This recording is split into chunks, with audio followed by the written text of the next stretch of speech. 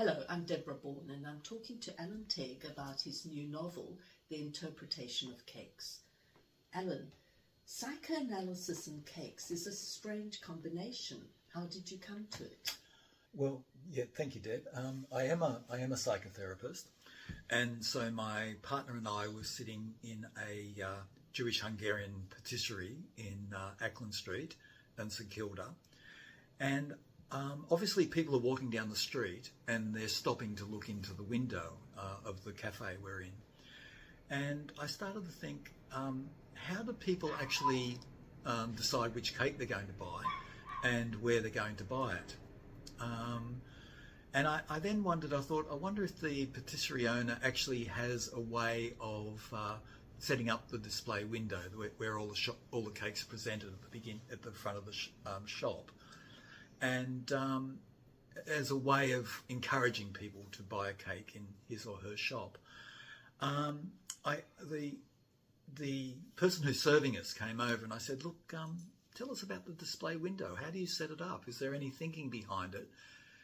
She really surprised me. She didn't just say, look, get over yourself, they're just cakes. And nor did she say you always put the best cakes in the middle of the window, which I thought what you would do because that's where people would look.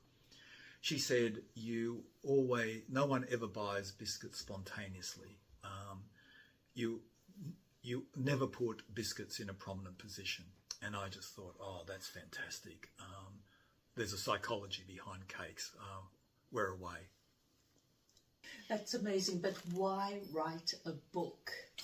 Yeah, well, it came to me a few years ago. I realised that I come from a storytelling culture. I grew up in working class Newcastle, and when people gather, they would tell stories, and they seem to have a natural ability at storytelling. There'd be an introduction, there'd be a climax, and there'd be a sort of punchline at the end. And I think that sort of got embedded in me. People didn't, there was no interest in visuals. No one thought about paintings on their walls. No one thought about their house design. Nobody thought about films they'd seen and how well they were shot. It was genuinely a storytelling culture. And I think I really got to love words I love the sound of words. I love the way words are used, how people push them and pull them and create meaning. It was always going to be a book, and it was never going to be an academic book. It was always going to be a book that was much more fun. Well, 1916 Budapest, which is where your book is set, is a long way from St Kilda. Yes. So how did that connection come about? Well, and it's even further from Newcastle. I was interested in Sigmund Freud and, well, his relationship to a Jewish-Hungarian analyst, Sandor Ferenczi. The relationship interested me, and they started off very close, and then they fell out, and by the end of their lives, they were quite distant. I just couldn't get anywhere with it, and one day I had Ferenczi. Well, I found out that Ferenczi loved eating cake, so one day I had him going into a cake shop and buying a cake, and I thought, oh, the cake seller's my main character. By then, I'd already done a lot of research into Budapest, and so it was a sort of fairly easy step from Acland Street to Budapest. Reading your book, I was blown away by your research. It's so detailed. And then I was equally impressed by how you managed to weave the history of Hungarian cakes into the history of Europe.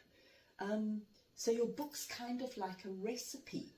It's got psychotherapy, Brodsky the baker, Budapest, Hungary. It all just comes together in a very satisfying read. Oh, thank you. Yeah, as I said, I am a psychotherapist, and I spend my life sitting in links, how trying to link different parts of people's inner world together, and it happens in the most extraordinary way. The links that people make, the way things come together, the way they think about the world. It's always a surprise. So it makes sense to me that I would write a book where different elements from very different directions of things you wouldn't usually put together would be put together. And the other thing about being a psychotherapist is you learn that the most seemingly trivial things are extraordinarily interesting. So, I mean, you take an apple strudel, doesn't sound very interesting, but you look at it, you find that its history starts in Central Asia, follows the Silk Road to Istanbul. When the Turks move into Central Europe, it moves. The story of the strudel moves to Budapest, and then when Hungary joins Austria in the dual monarchy, the story of the strudel moves to Vienna. So, I mean, almost can tell the history of Europe through the strudel, and I just find that amazing. So this is my book, The Interpretation of Cakes.